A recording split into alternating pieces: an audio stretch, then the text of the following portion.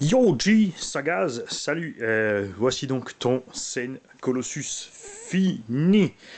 Ne pas oublier donc que cet engin est une occasion et qu'on appelle ça un old-timer, c'est-à-dire un ancien engin qui fonctionne toujours.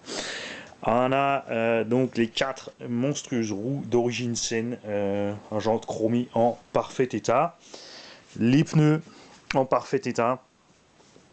Évidemment, il ne faudra pas oublier que comme ça fait longtemps qu'ils n'ont pas servi, même si j'ai contrôlé les collages et recollé quelques points, il est fort possible, parce que ça arrive souvent avec le chrome, en fait, le chrome se détache de la jante, et si le pneu, là où il était collé, il y a trop de chrome, en fait, c'est le chrome qui va partir avec la colle. Donc tu feras attention après quelques runs de contrôler le collage des roues et de faire le nécessaire si besoin de remettre quelques points de colle à certains endroits avant de bien sûr de devoir déjanter complètement un pneu. Tu as une carreau complètement neuve avec des stickers complètement neufs. Il y a donc la GT3B avec, il me semble sur le mail, je me suis trompé, je t'ai dit GT3C, c'est une GT3B. La différence les deux, c'est que la GT3C fonctionne avec les LiPo et encore 2-3 petites fonctions de plus. Mais sur le principe de base, c'est la même radio. Elle n'a pas le bouton on-off au milieu du volant, ce que moi j'aimais bien parce qu'il n'est pas super accessible. Là, il est plus accessible. Par contre, beaucoup ont critiqué ce petit bouton parce qu'ils ont eu des soucis avec. Voilà.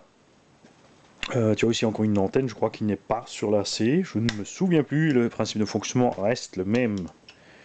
Tu allumes ta radio, tu appuies la molette pour ensuite naviguer à travers les sections à sélectionner.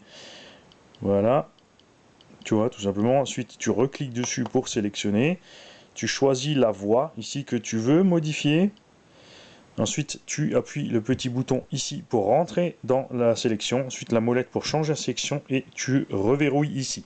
Si tant que tu n'as pas confirmé en fait ton choix, c'est-à-dire si tu reviens en arrière avec le bouton back, tu vas sortir la fonction, elle restera dans ses réglages initiaux. Mais tu as la notice avec, je pense que tu vas t'en sortir. Alors, voici l'intérieur de la bestiole. Donc les amortisseurs d'origine avec les ressorts rouges qui étaient les plus souples à l'époque, que j'aime bien. Alors l'avant est réglé un peu plus ferme au niveau de l'huile et l'arrière un peu plus souple. Alors ça c'est pour encaisser tout simplement à l'accélération le couple, pour éviter de lever trop vite. Tu as de l'huile relativement moyenne à l'avant, à l'arrière, on a de la 30 000 il me semble que j'avais mis. Au centre par contre on est passé à de la 300 000.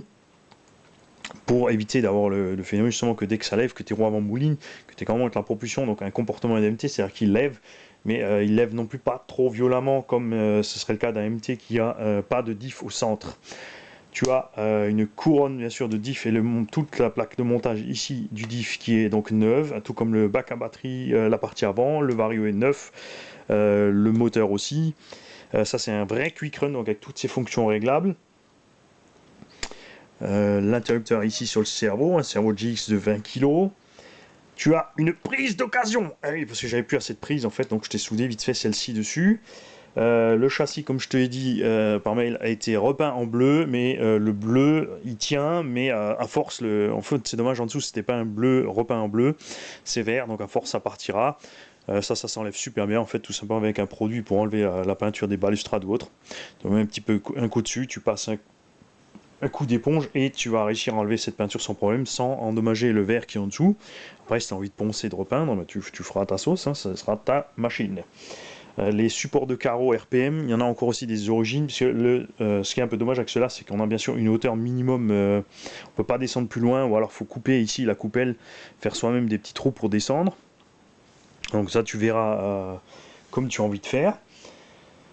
Il y a des pièces de rechange, en veux-tu, en voilà, tu as des triangles, l'intérieur supérieur, des chapes, des rotules, des biellettes, des pièces de direction, voilà.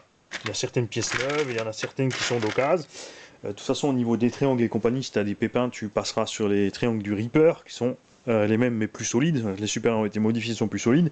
Les affaires aussi.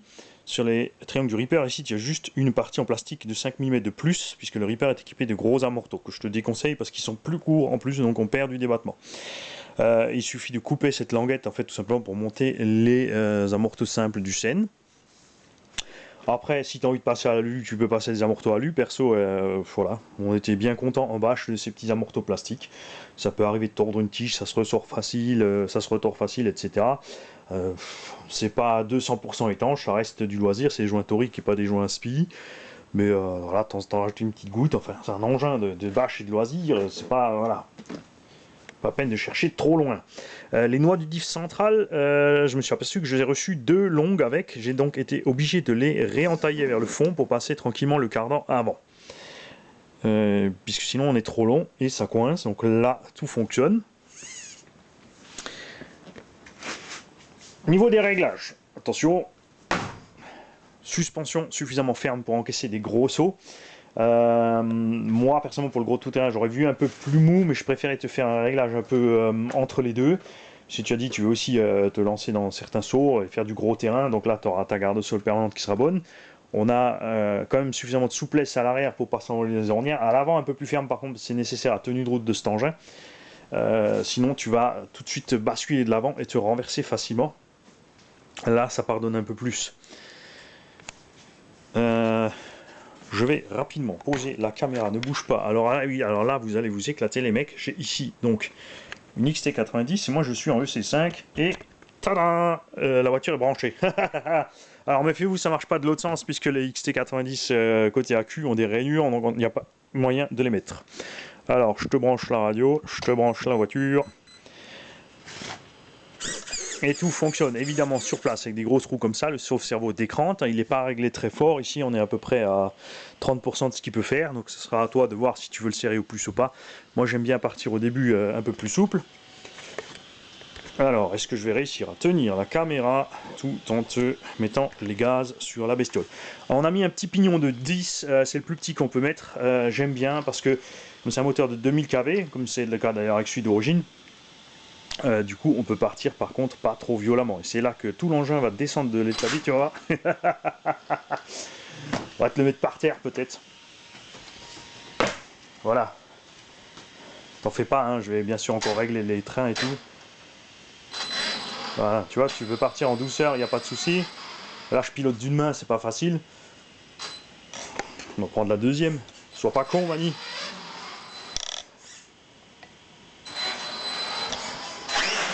Voilà, et si tu veux de la patate, il y en a à gogo, voilà. Alors, perso, je te conseille de commencer en 4S, le temps de t'habituer à la machine et au pilotage, et de passer en 6S par la suite, ou alors tu te mets en 6S, mais tu brides au niveau de la radio, puisque tu peux régler les points de butée pour y aller un peu plus mollo.